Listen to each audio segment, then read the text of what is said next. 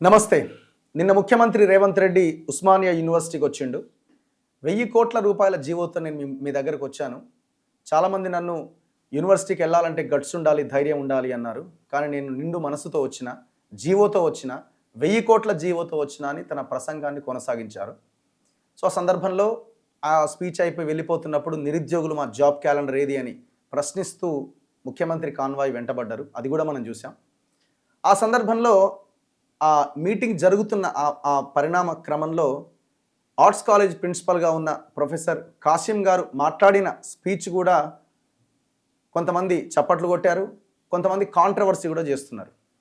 భజన చేస్తున్నాడు ముఖ్యమంత్రికి అనుకూలంగా అని. సో కొంతమంది ఇంకొక రకంగా తీసుకెళ్లే ప్రయత్నం చేశారు.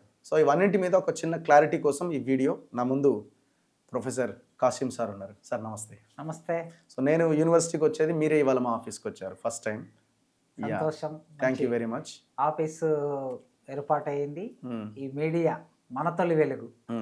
మీడియా నిర్దిష్టంగా నిలబడాలి, తెలంగాణ సమాజపు గొంతు వినిపించడానికి. ఈ రోజుల్లో ఉన్న ఏకైక మీడియా అనేక సమస్యలు అనుభవిస్తూ, కష్టాలు అనుభవిస్తూ నిలదొక్కుకోవడానికి ప్రయత్నం చేస్తున్న సందర్భంలో ఈ ఆఫీస్ ఏర్పాటు చేసుకున్నారు. ఈ మీడియాని తెలంగాణ 4 కోట్ల మంది ప్రజలే కాదు, 15 కోట్ల మంది తెలుగు ప్రజలు ఆదరించాలని నేను కోరుకుంటున్నాను. నిలబడుతుంది, వినిపిస్తుంది, వినిపిస్తూనే ప్రజల గొంతు వినిపించే మీడియాని కాపాడుకోవడం మన బాధ్యత. తప్పకుండా. సో నిన్న మీరు మాట్లాడిన స్పీచ్, ఫస్ట్ ఆ క్వశ్చన్ నేను అడగాలనుకుంటున్నాను, ఎందుకంటే ప్రజలు కూడా దానికోసమే వెయిట్ చేస్తుంటారు. సో ముఖ్యమంత్రి గీతమ్మని ప్రేమించి పెళ్లి చేసుకుంటే ఇప్పుడు విద్యను ప్రేమిస్తున్నాడు అని మీరు మాట్లాడడం జరిగింది. సోషల్ మీడియాలో కొంత కాంగ్రెస్కి అనుకూలంగా కాసిం వ్యవహరిస్తున్నారు, భజన చేస్తున్నారు, ఇది కొంత డోస్ ఎక్కువైంది అని అంటున్నారు. దీనికి మీరు ఇచ్చే సమాధానం? అయితే బేసిక్గా నేను పోయెట్, అంటే కవిని. కవికి ఒక మనసు ఉంటుంది. సృజనకారుడికి ఉండే మనసు సాధారణంగా ఒక్కొక్క సందర్భంలో ఒకలాగా వ్యక్తం అవుతుంటుంది. అట్లా వ్యక్తమైన ఆ సందర్భంలో చమత్కారం అనే ఒక పద్ధతి ఉంటుంది కవిత్వ నిర్మాణంలో. చమత్కారం అని నేను ఈరోజే పొద్దున ఎంఏ పిల్లలకి, ఫస్ట్ ఇయర్ పిల్లలకి పాఠం చెప్తూ ఉన్నప్పుడు నన్నయ్య గురించి పాఠం చెప్తూ ఉన్నా. నన్నయ్య గారు కృతికర్త, అంటే కృతి అంటే కావ్యము, కావ్యం రాసినవాడు. ఆ కావ్యం రాసిన నన్నయ్య ఎవరికైనా కావ్యాన్ని అంకితం ఇస్తే వారు కృతి భర్త అవుతారు, అంటే కావ్యాన్ని అంకితం తీసుకున్న వాళ్ళు కావ్యానికి భర్త లాంటి వారు అని చెప్పారు. చెప్తే పిల్లలు ఎట్లా అవుతుంది సార్, కావ్యానికి భర్త ఎవరు ఉంటారు సార్ అని అన్నారు. అంటే ఇది చమత్కారం కవిత్వంలో ఉంటుంది. ప్రాచీన కాలము నుంచి ఈ చమత్కార పద్ధతి అనేది కొనసాగుతుంది. అక్కడ కావ్య భర్త అని అంటే అది నిర్దిష్టంగా ఆర్థంలో కాదు, చమత్కారంగా చెప్పారు అని నేను ఆ పిల్లలకు చెప్పాను. చెప్పిన తర్వాత ఒక అమ్మాయి ఒక ప్రశ్న వేసింది, సార్ మరి మీరు నిన్న ముఖ్యమంత్రి గారు విద్యను ప్రేమిస్తున్నారు అనేది చమత్కారమే కదా సార్, దాన్ని గురించి ఎందుకు ఇంత మీడియాలో, సోషల్ మీడియాలో పెద్ద పెద్ద వాళ్ళు, తెలిసిన వాళ్ళు, జ్ఞానం ఉన్న వాళ్ళు ఇట్లా తప్పుడు భిన్నాభిప్రాయాలు వ్యక్తం చేస్తూ లేదా దుష్ప్రచారం చేస్తూ రాతలు రాస్తున్నారు ఏంది సార్ అని అడిగింది అమ్మాయి. నేను అప్పుడు అన్నాను, నిజమే అమ్మా, మంచి ఉద్దేశాలతో ఏమైనా చెబితే మనం దాన్ని స్వీకరించవచ్చు, కానీ దురుద్దేశాలను ఆపాదించి మాట్లాడే వాళ్ళకి మనం ఏం సమాధానం చెప్పలేం కదా. కనుక చమత్కారమైన పద్ధతిలో మాట్లాడిన ఒక సందర్భాన్ని మాత్రమే వేరు చేసి, అంటే ప్రతిదానికి ఒక కాంటెక్స్ట్ ఉంటుంది. ఈ కాంటెక్స్ట్ నుంచి ఒక విషయాన్ని పక్కకు తీసి చెప్తే, పెడితే, ప్రచారం చేస్తే కేవలం అది మాత్రమే అర్థమయ్యే అవకాశం ఉంటుంది. మరి ఆ మాట తర్వాత నేను మాట్లాడిన చాలా విషయాలు ఉన్నాయి. దాని మీద కదా చర్చ జరగాల్సింది. సారం మీద చర్చ జరగాలి ఎప్పుడైనా, రూపం మీద చర్చ చేస్తున్నాడు. ఓకే, ఈ చర్చ ఎవరెవరు చేస్తున్నారు? నేను చాలా గమ్మత్తుగా అనిపిస్తున్నది నాకు. ఆర్ఎస్ఎస్ వాళ్ళు, నేనంటే పడని ఆర్ఎస్ఎస్ వాళ్ళు సరస్వతి మీద ఇలాంటి వ్యాఖ్యానం చేయడం తగునా అని వాళ్ళు అంటున్నారు. బీఆర్ఎస్ వాళ్ళు, బీఆర్ఎస్కు సంబంధించినటువంటి సోషల్ మీడియా, ఆ సోషల్ మీడియా చూసేటటువంటి ఒక పెద్ద మనిషి దాన్ని విస్తృతంగా ట్రోల్ చేస్తూ ప్రచారాలు పెట్టి ఒక 10-20 ఛానల్స్ ద్వారా ప్రచారం చేస్తున్నారు. వాళ్ళు ఎందుకు ప్రచారం చేస్తున్నారు అని అంటే, తెలంగాణ సమాజంలో నాకుండే లెజిటిమసీని దెబ్బ కొట్టడానికి, ప్రజలలో నాకుండే అంగీకారాన్ని లేదా ప్రేమ అభిమానాన్ని దెబ్బ కొట్టడానికి నేను ఒక పార్టీకో లేకపోతే ముఖ్యమంత్రికో అనుకూలంగా ఉన్నాను అనే ఒక తప్పుడు ప్రచారాన్ని జనాల్లోకి తీసుకెళ్ళడానికి బీఆర్ఎస్లు ఈ ప్రచారం చేస్తున్నారు. ఇక తర్వాత నేనంటే పడని కొందరు ఉంటారు. ఓకే. ఆ పడని అనేటటువంటిది సమాజంలో సహజంగా ఉంటుంది. వ్యక్తుల మీద ద్వేషం ఉంటుంది, వ్యక్తుల మీద ఈర్ష్య ఉంటుంది, ఎదిగేటటువంటి స్థితిని చూసి ఓర్చుకోలేని వాళ్ళు రకరకాల మనుషులు ఉంటారు. ఆ మనుషులు ఇంకో రకంగా మాట్లాడుతున్నారు. సో 3 రకాల మనుషులకు నేను టార్గెట్ అయ్యానంటే ఈ 3 రకాల మనుషులు 3 విషయాలను తీసుకున్నారు. మరి ఇందులో ఏది కరెక్టు అనేది ఇప్పుడు నాకు ప్రశ్న. ఈ ముగ్గురు మాట్లాడుతున్న విషయాల్లో బీజేపీలు మాట్లాడేది కరెక్టా, బీఆర్ఎస్లు మాట్లాడేది కరెక్టా, నా వ్యతిరేకులు మాట్లాడేది కరెక్టా? అంటే ఇంతమంది తమకు అనుకూలంగా ఇన్ని విషయాలు తీసుకుంటున్నారంటే నాకున్నటువంటి ఏకైక ప్రయోజనం ఉస్మానియా విశ్వవిద్యాలయం నా ప్రయోజనం. ఉస్మానియా విశ్వవిద్యాలయం నా కమిట్మెంట్. 12,000 తెలంగాణ గ్రామాల నుంచి, అట్టడుగు వర్గాల నుంచి, తినడానికి తిండి లేని కుటుంబాల నుంచి, గుడిసెల నుంచి, ఆదివాసి గూడాల నుంచి చదువుకోవడానికి ఉస్మానియా విశ్వవిద్యాలయంలోకి వచ్చిన నా బిడ్డలు నా ప్రయోజనం. నా బిడ్డలకి నాణ్యమైన విద్య అందించాలని నేను ఎట్లా కోరుకుంటానో నా కన్న బిడ్డలకి నేను చదువు చెప్పే నా బిడ్డలకు కూడా నాణ్యమైన విద్య కావాలని నేను కోరుకుంటాను. ఆ నేపథ్యంలో ఉస్మానియా విశ్వవిద్యాలయంలోకి వచ్చినటువంటి ముఖ్యమంత్రి రేవంత్ రెడ్డి గారు ఆర్ట్స్ కాలేజీ ముందు సభ జరిగింది. నేను ఆర్ట్స్ కాలేజీ ప్రిన్సిపాల్ని. ఆర్ట్స్ కాలేజీ ప్రిన్సిపాల్గా ఆహ్వానం పలకాలి అని అన్నప్పుడు నేను చాలా స్పష్టంగా 1000 కోట్లకు సంబంధించిన జీవో తీసుకొచ్చారు, సంతోషం, కృతజ్ఞతలు చెప్తున్నా, వందనాలు చెప్తున్నా. కానీ 24 నెలల్లో ఈ 1000 కోట్లకు సంబంధించిన పనులు పూర్తయిపోవాలి అని నేను వేదిక ముందు ముఖ్యమంత్రి గారి ముందు ఆ విషయాన్ని ప్రతిపాదనగా మాట్లాడాను. రెండవది, రంగురంగుల బిల్డింగులు, అద్దాల మేడలు కడితే సరిపోదు, అందులో నాణ్యమైన టీచింగ్ చేయడానికి 1000 పోస్టులు ఖాళీ ఉన్నాయి ఉస్మానియా యూనివర్సిటీలో, వాటిని ఫిలప్ చేయడానికి సంబంధించిన మాట మీరు ఇప్పుడు ఈ వేదిక మీద నుంచి చెప్పాలి అని మూడో విషయం. ఒక్కసారి ప్లే చేయనా? ఒక్కసారి చేయండి. మీరన్న లైన్ నాకు కూడా మేము కూడా ఒక చిన్న షార్ట్ కింద కట్ చేసాం యాక్చువల్గా. ఓకే.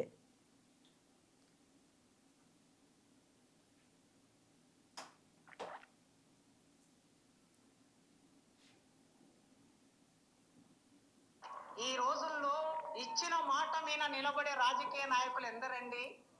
లేదు, కనీసం 30, 40, 60 కోట్లు. ఇక మిగిలింది 1000 కోట్లతో అందమైన భవనాలు 24 నెలల్లో వారు అనుకుంటే నిర్మాణం జరుగుతుంది. జీవో ఇచ్చారు గనక, డబ్బులు వచ్చాయి గనక 24 నెలల్లో ఇంజనీర్ల పని పూర్తి చేస్తారు. కానీ రేవంత్ అన్నను నేను మొదటి నుంచి అన్న అని పిలవటం నాకు అలవాటు. 20 ఏళ్ల నుంచి మా స్నేహంలో భాగంగా అన్న అనే సీఎం గారు భవనాలు వచ్చిన తర్వాత భవనాల్లో నాణ్యమైన విద్యను బోధించే అధ్యాపకులు కావాలన్న మా దగ్గర 1000 పోస్టులు ఖాళీగా ఉన్నాయి. ఇప్పటి వరకు 15 సంవత్సరాల కాలంలో ఒక్క పోస్టు కూడా భర్తీ కాలేదు. మా విద్యార్థులు మీరు ఎప్పుడు అంటూ ఉంటారు, నాణ్యమైన విద్య కావాలంటారు. నాణ్యమైన విద్య కావాలంటే నాణ్యమైన విద్య బోధించే అధ్యాపకులు కావాలి. ఈ వేదిక మీద నుంచి నేను సవినయంగా కోరుకుంటున్నా, అధ్యాపకుల రిక్రూట్మెంట్ కు సంబంధించి ఒక 15 రోజుల్లో మీరు ప్రాసెస్ మొదలు పెడతారని, మీరు మాట ఇస్తారని కోరుకుంటున్నాను. తప్పనిసరిగా చివరికి ఒక్క మాట చెప్పి ఇది మీరు ఇప్పుడు చెప్పిన 2 పాయింట్స్ ఇందులో ఉన్నాయి. ఎస్, మూడో పాయింట్ చెప్పాను. ఏంటది? మనకి విశ్వవిద్యాలయాల్లో ప్రొఫెసర్ల నియామకం, అసిస్టెంట్ ప్రొఫెసర్లు, అసోసియేట్ ప్రొఫెసర్ 3 దేశాల్లో నియామకాలు జరుగుతాయి. ఈ నియామకాల్లో రాజకీయ నాయకుల జోక్యాలు చాలా ఎక్కువగా ఉంటాయి. చాలా సందర్భాల్లో చూసాం మనం.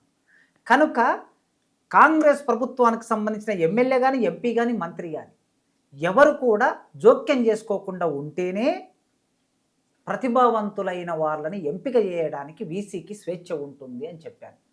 చెబితే వారు వెంటనే ఈ విషయం మీద స్పందించి, ఈ నియామకాలు జరిగేటప్పుడు మా మంత్రులు, ఎమ్మెల్యేలు ఎవరైనా జోక్యం చేసుకుంటే వాళ్ళ ఉద్యోగం ఊడుతుంది అన్నారు ముఖ్యమంత్రి గారు. కనుక నేను మాట్లాడిన ఈ 4 విషయాల మీద కదా చర్చ జరగాల్సింది. ఈ 4 విషయాల మీద చర్చను పక్కన పెట్టి తెలంగాణ సమాజం జ్ఞానవంతమైన సమాజం, పోరాటాలు చేయలేని సమాజం, ఈ సమాజంలో ఉన్నటువంటి మేధావులైన వాళ్ళు, బీఆర్ఎస్ వాళ్ళు అయినా సరే, లేకపోతే ఆర్ఎస్ఎస్ వాళ్ళు అయినా సరే, లేకపోతే మేధావులు అయినా సరే ఏం చర్చ చేయాలి? కాశీ మీద మాట్లాడాడు, దీని మీద చర్చ జరగాలని పెట్టాలి. దీన్నంతా వదిలేసి ముఖ్యమంత్రి గారు ఈ మధ్య కాలంలో విద్యను ప్రేమించాడు అనే మాట, అంటే లవ్ టు ఎడ్యుకేషన్ అంటాం మనం. మీరు కంపారిజన్ చేసేసరికి ఏమైపోయిందంటే అదే హైలైట్ అయింది. ఎస్ ఎస్ జనరల్గా ఇప్పుడున్న సోషల్ మీడియా ఇదంతా ఉన్న నేపథ్యంలో అవును. ఏదైతే ఒక హైలైట్ స్పైసీ వర్డ్ కానీ వాక్యం కానీ ఉంటుందో అదే వైరల్ అవుతుంది జనరల్గా. అదే జరిగింది. అవును.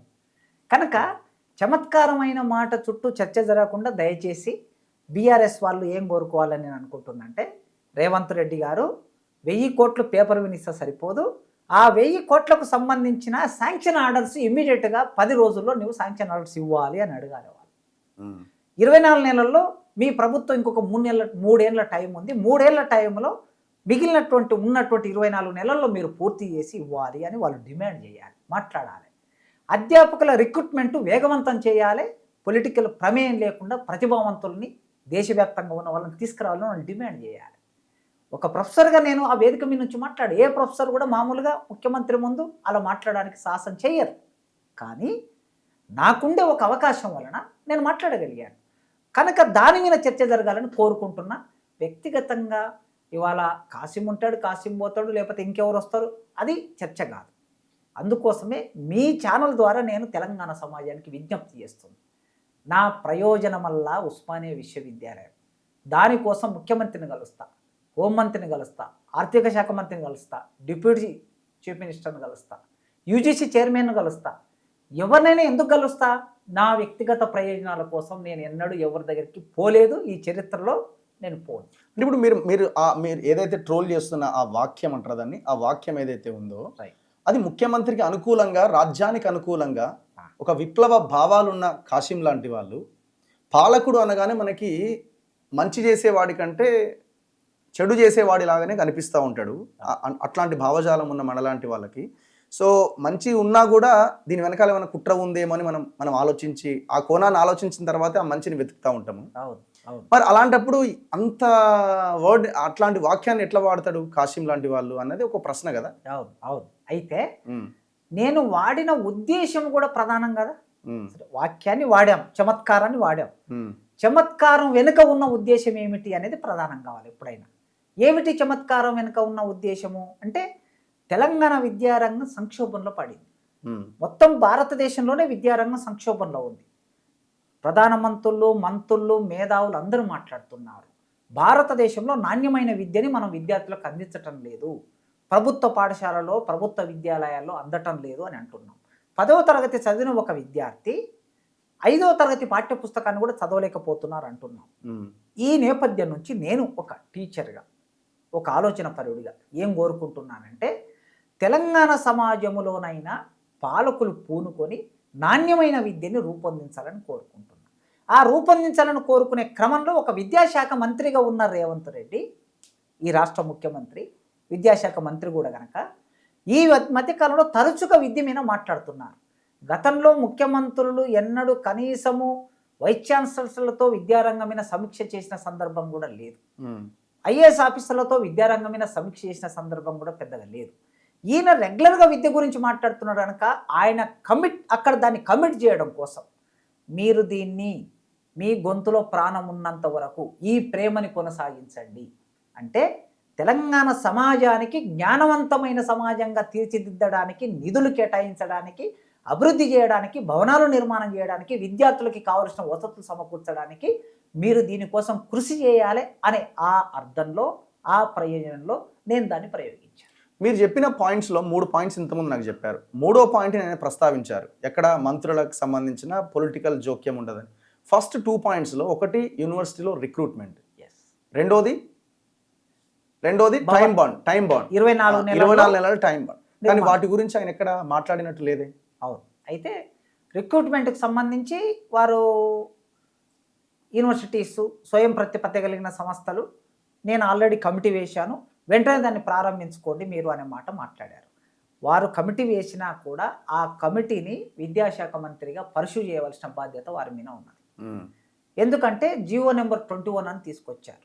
ఆ 21 జీవోలో అనేక సమస్యలు ఉన్నాయని మేధావులు, నిరుద్యోగులు మాట్లాడుతున్నారు. ఆ సమస్యలు ఏమిటో పరిశీలించి ఆ జీవోను మాడిఫై చేయాల్సిన అవసరం ఉంటే మాడిఫై చేసి ఇమీడియట్గా రిక్రూట్మెంట్కి సంబంధించిన ప్రాసెస్ను మొదలు పెట్టాలని వీసీలకు అప్పగించాలి. వీసీలకు అప్పగించాలి అంటే ఏం జరగాలి? ఫైనాన్స్ డిపార్ట్మెంట్ నుంచి శాంక్షన్ రావాలి. ఒక్కొక్క యూనివర్సిటీలో 1000 పోస్టులు, 200, 300, 500 పోస్టులు ఉంటే ఆ పోస్టులకి శాంక్షన్ ఆర్డర్ రావాల్సిన అవసరము ఉంటుంది. కనుక ఫైనాన్స్ డిపార్ట్మెంట్ నుంచి శాంక్షన్ ఆర్డర్ రావాలన్నా, జీవో మాడిఫికేషన్ కావాలన్నా, విశ్వవిద్యాలయంలో ఉన్నటువంటి వైస్ ఛాన్సలర్లు పరిపూర్తి చేయాలన్నా జరగవలసింది ఇంకొకటి ఉన్నది. చాలా విశ్వవిద్యాలయాల్లో ఎగ్జిక్యూటివ్ కమిటీ లేదు. ఎగ్జిక్యూటివ్ కమిటీ ఉంటేనే దాంట్లో అప్రూవల్ తీసుకొని నోటిఫికేషన్ ఇవ్వాలి. ఉస్మానియా యూనివర్సిటీ పెద్ద యూనివర్సిటీలో ఇప్పటి వరకు 2 ఏళ్ళు అయింది వీసీలు నియమించి, ఇంకా ఎగ్జిక్యూటివ్ కమిటీలను నియమించలేదు. చాలా యూనివర్సిటీలో కూడా అది జరగవలసి ఉన్నది. ఈ 4 అంశాలు జరగాలంటే ముఖ్యమంత్రి గారే విద్యాశాఖ మంత్రి హోదాలో వెంటనే చొరవ తీసుకోవాలి. వారు ప్రిన్సిపల్ సెక్రటరీని, కమిషనర్ను, వైస్ ఛాన్సలర్స్ను పిలిచి, హైయర్ ఎడ్యుకేషన్ చైర్మన్ను పిలిచి ఒక్క రోజు మాట్లాడితే సాయంత్రానికల్లా అవన్నీ పని పూర్తి అవుతుంది. కనుక వారు వేదిక మీద స్పష్టమైన ఒక ప్రకటన చేయలేదు కనుక ఇప్పుడు దాన్ని వేగవంతం చేయాలని మనం కోరుకుందాం. టైం బాండ్ కూడా కదా, ఇప్పుడు ఆ 1000 కోట్లు మేము 5 ఏళ్ళలో ఖర్చు పెడతామంటే కాదు కదా, అది కూడా కష్టమే. అందుకే ఈ నెల పూర్తయ్యే లోపుగా డిసెంబరు, ఇవాళ మనం 10వ తారీఖు 11వ తారీఖు నాడు ఉన్నాం. ఇంకా 20 రోజుల సమయం, 19 రోజుల సమయం ఉంది. 19 రోజులలో నిన్న ప్రకటించినటువంటి వాటికి ఏ బిల్డింగ్కి ఎంత అనేది శాంక్షన్ ఆర్డర్స్ కంప్లీట్ అయిపోతే జనవరి నుంచి పనులు మొదలైతే 24 నెలల్లో పరిపూర్తి చేయడానికి అవకాశం ఉంటుంది. సో అది జరగాలి. ఇప్పుడు కొంత రియాలిటీలోకి వద్దాం. ఏ ప్రభుత్వమైనా ఇచ్చిన జీవోని పర్ఫెక్ట్గా అమలు చేస్తుందా అంటే చేయని సందర్భాలు మనకి కుప్పలు తెప్పలుగా ఉన్నాయి. ఇప్పుడు మొన్న ఈ గవర్నమెంట్ వచ్చిన తర్వాత కూడా రీసెంట్గా ఇంటిగ్రేటెడ్ స్కూళ్ళ విషయంలో జీవోనో ఏదో ఇచ్చినట్టున్నారు, 4000 కోట్లు అన్నారు. ఇంతవరకు ఎక్కడి పని అక్కడే ఆగిపోయి ఉన్నది. సో మన రియాలిటీలో ఆలోచిస్తే మనం చేయాల్సింది ఏంటి, వాట్ నెక్స్ట్? ఖచ్చితంగా ముఖ్యమంత్రి గారు 5-6 వేల మంది విద్యార్థుల సమక్షంలో హామీ పడ్డారు. మొత్తం తెలంగాణ సమాజం అంతా చూసింది, విన్నది. జీవో ఇచ్చిన మాట ప్రకారం ఆగస్టు 25వ తారీఖు నాడు వచ్చి ట్యాగూర్ ఆడిటోరియంలో ఇచ్చిన మాట ప్రకారం 1000 కోట్ల నిధుల్ని నేను విడుదల చేస్తున్న జీవో ఇచ్చానన్నాడు. 4 కోట్ల మందికి హామీ పడ్డాడు కనుక అది ఆ ప్రాసెస్ పూర్తి కావడానికి ప్రొఫెసర్లుగా మేము, విద్యార్థులు, ఆలోచన పరులు, పౌర సమాజం ముఖ్యమంత్రి మీద ఒత్తిడి పెట్టవలసిన అవసరం ఉంది. ఒకవేళ ఒత్తిడి పెట్టకపోతే నిజంగా మీరు అన్నట్లు పేపర్లు, తెల్ల పేపర్ నల్లగా జీవోలు వస్తాయి. చాలా జీవోలు అలా ఆఫీసులలో మురిగిపోతూ ఉంటాయి. కనుక 15 రోజుల తర్వాత ఖచ్చితంగా నేనే ఈ విషయం మీద మాట్లాడడం మొదలు పెట్టాను. అది నా బాధ్యత. ఎందుకంటే గతంలో 3 ఏళ్ల కిందట మీరు వచ్చారు, కవరేజ్ కూడా చేశారు. ఆర్ట్స్ కాలేజీ ముందు రిక్రూట్మెంట్ చేయమని ఆనాడు అసెంబ్లీ జరుగుతూ ఉంటే ఎర్రటి ఎండలో టెంట్ కూడా లేకుండా ఆర్ట్స్ కాలేజీ మెట్ల ముందు బ్లాక్ బోర్డు పెట్టుకొని 500 మంది విద్యార్థులను కూర్చోబెట్టుకొని పాఠం చెప్పాను. ఎందుకోసం చెప్పాను అంటే క్లాసులో చెప్పవలసిన పాఠాన్ని రోడ్డు మీదకి తీసుకొచ్చి చెప్తేనైనా ఖాళీలను భర్తీ చేస్తారేమో, ప్రొఫెసర్ పోస్టులు శాంక్షన్ అవుతాయేమో అనే ఉద్దేశంతో ఆనాడు పాఠం చెప్పాను. కనుక ఈరోజు కూడా వారు 1000 కోట్లు ఒకవేళ ఇచ్చి ప్రాసెస్ మొదలు పెట్టకపోతే వెంటనే రోడ్డు మీదకి వచ్చి నా కార్యక్రమాన్ని నేను మొదలు పెడతాను. ఖచ్చితంగా మళ్ళీ మీరు అప్పుడు వస్తారు, ఆ వార్తను కూడా, ఆ న్యూస్ను కూడా కవర్ చేస్తారు. సో ఇది మీరు ఇస్తున్న హామీ అన్నమాట. ఖచ్చితంగా ఎప్పుడైనా నేను మొదటి నుంచి చెప్తున్నా, మన సంభాషణ మొదలుపెట్టినప్పుడు నా ప్రయోజనం ఉస్మానియా విశ్వవిద్యాలయాన్ని మొదలుపెట్టాను. ఇప్పుడు కూడా ఉస్మానియా విశ్వవిద్యాలయాన్ని రక్షించవలసిన బాధ్యత మాలాంటి వాళ్ళ మీద ఉంది, తెలంగాణ సమాజం మీద ఉంది. ఎందుకంటే ఉస్మానియా విశ్వవిద్యాలయం 108 సంవత్సరాల కాలంలో తెలంగాణలో వచ్చిన అనేక సంవాదానికి, ఆరాట పోరాటాలకి జ్ఞానాన్ని ఉత్పత్తి చేసి సమాజానికి వ్యాప్తి చేసింది, సమాజానికి ఇచ్చింది. కనుక ఇది ఒక చైతన్యవంతమైన సంకేతం, చిహ్నం. అలాంటి ఉస్మానియా విశ్వవిద్యాలయాన్ని గత 30 సంవత్సరాలుగా పాలకులు నిర్వీర్యం చేసే కార్యక్రమాన్ని మొదలుపెట్టారు. నిధులు ఇవ్వలేదు, నియామకాలు చేయలేదు, కొత్త హాస్టళ్ళు కట్టలేదు. ఎప్పుడో నైజాం 100 సంవత్సరాల కిందట గుర్రాలను కట్టేసుకోవడానికి కట్టినటువంటి షెడ్లలో మన పిల్లలు ఉంటున్నారు. మరి వాళ్ళ మంత్రుల పిల్లలు, ఎమ్మెల్యేల పిల్లలు, ప్రొఫెసర్ల పిల్లలు మంచి మంచి యూనివర్సిటీలలో చదువుకుంటూ మంచి మంచి మేడలలో, ఏసీ గదులలో ఉంటే పేద ప్రజల పిల్లలు వచ్చి గుర్రాల కోసం కట్టేసినటువంటి వాటిలో ఉండటం న్యాయమేనా? కనుక అవన్నీ పోయి పేద విద్యార్థులకు కూడా మంచి సౌకర్యవంతంగా ఉన్న హాస్టల్ నిర్మాణం కావాలి, క్లాస్ రూమ్ నిర్మాణం కావాలి, ప్లే గ్రౌండ్ నిర్మాణం కావాలి, సభా మందిరాల నిర్మాణం కావాలి, ఆడుకోవడానికి గ్రౌండ్ నిర్మాణం కావాలి. ఆ గ్రౌండ్కు సంబంధించినటువంటి ఎక్విప్మెంట్, ఫిజికల్ విద్యకు సంబంధించిన ఎక్విప్మెంట్ కావాలి. అవన్నీ కావడానికి సంబంధించి ఎవరు చేయాలి? ఇన్నాళ్ళు ముఖ్యమంత్రులు వచ్చారు, చాలామంది ప్రొఫెసర్లు ఉన్నారు, చాలామంది అడుగుతూ ఉన్నారు. కనుక ముఖ్యమంత్రులు ఎవ్వరు కూడా ఉస్మానియా యూనివర్సిటీలోకి అడుగుపెట్టలేదు. అడుగుపెట్టి 2 సార్లు ఈయన మాట ఇచ్చాడు కనుక ఆ మాట మీద నిలబెట్టవలసిన బాధ్యత కూడా ప్రొఫెసర్లుగా మా మీద ఉంది, నా మీద ఉంది. ఎందుకంటే తెలంగాణ ప్రజలు, ఎప్పుడు చెప్తున్నా నేను, తెలంగాణ ప్రజలు చెమట రక్తము పన్నుల రూపంలో ప్రభుత్వానికి చెల్లిస్తే ఆ డబ్బు నేను జీతం తీసుకుంటున్నాను.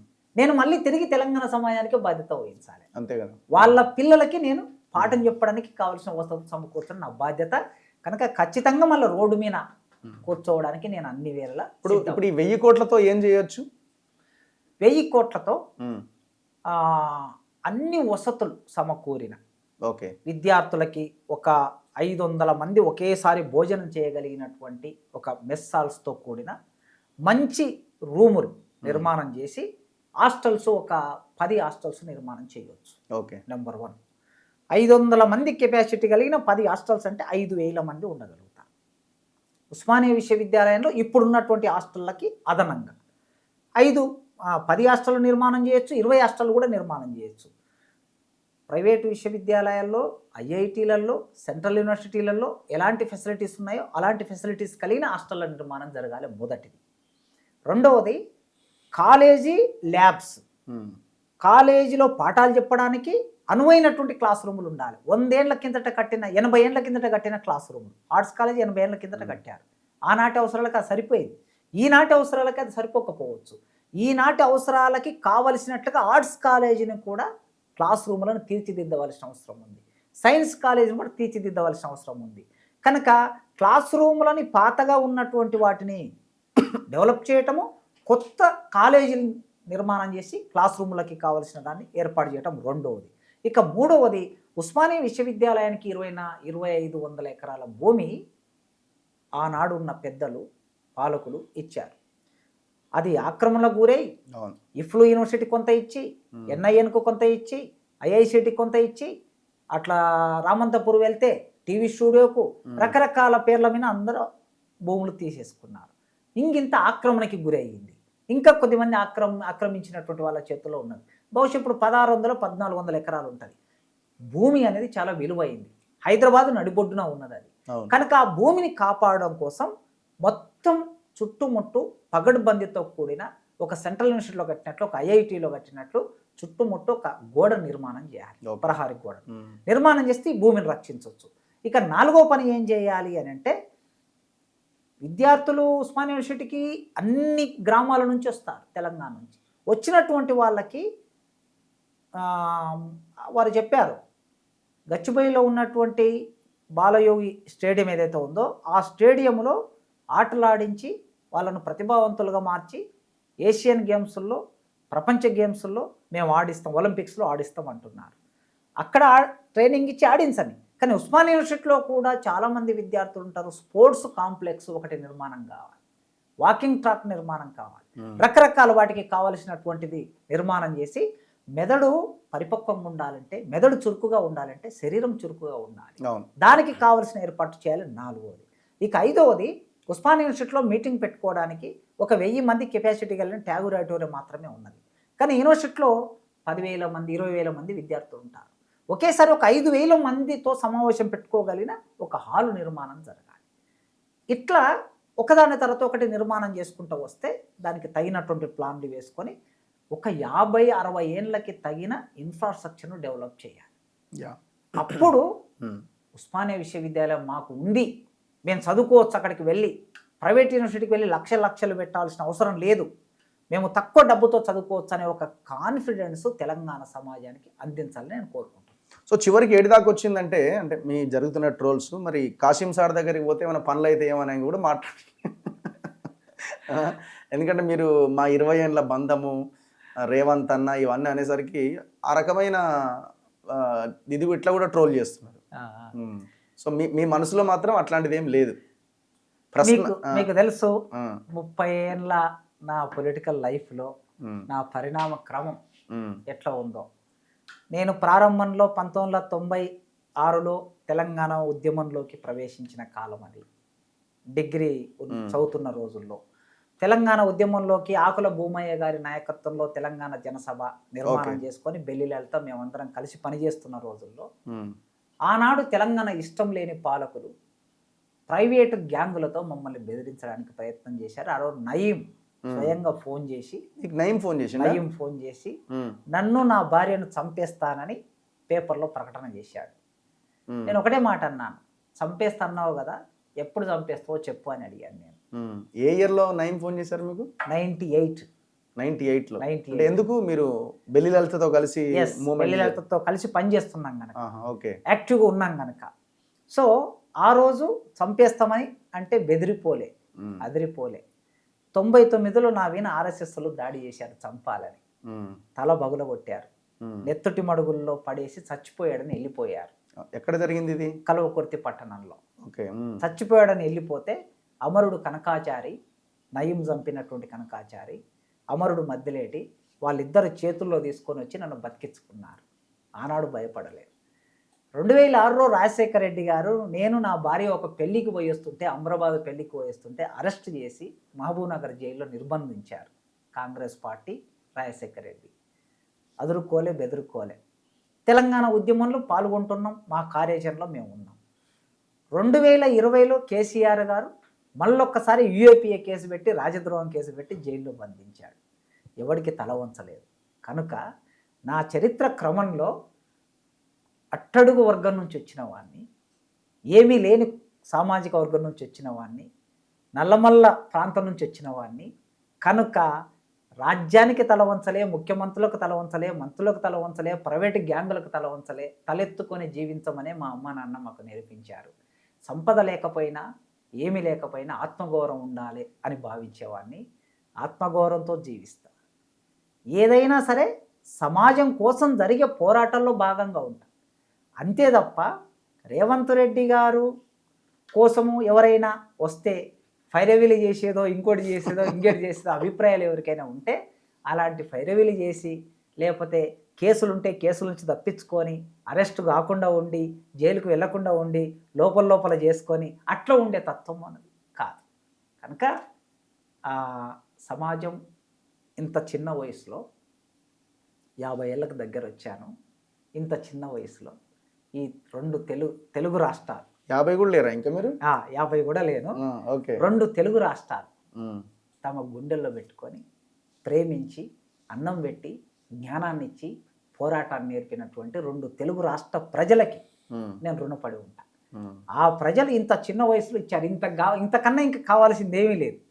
కనుక ఈ జీవితం ప్రజల కోసం ఇదే పద్ధతిలో కొనసాగుతుంది. నా దగ్గరికి ఎవరన్నా వస్తే, అన్యాయం జరిగినటువంటి వాళ్ళు నా దగ్గరికి వస్తే పోరాటం చేద్దామని రండి, మీతో పాటు కూర్చుంటాం. రోడ్డు మీద కూర్చుందామా, ఇందిరా పార్క్ దగ్గర కూర్చుందామా, ముఖ్యమంత్రి ఇంటి దగ్గర కూర్చుందామా, ఎక్కడైనా పర్వాలేదు, పోరాటం చేద్దామని రండి. ఫైరవీలు అనేటటువంటివి అవి నా స్వభావానికి నచ్చని. ఇప్పుడు కాంట్రవర్సీ అవుతుందని మీకు అనిపించలేదా సార్? నేను ఇట్లా మాట్లాడితే, అంటే ఈ వర్డ్ ఈ వాక్యం నేను ఉపయోగిస్తే అని. మీరు మేధావులు కదా, మీకు ఒక అంచనా ఉంటుంది కదా. అయితే మామూలుగా అప్పటికప్పుడు మాట్లాడే మాట చమత్కారంగా మాట్లాడే మాట అది.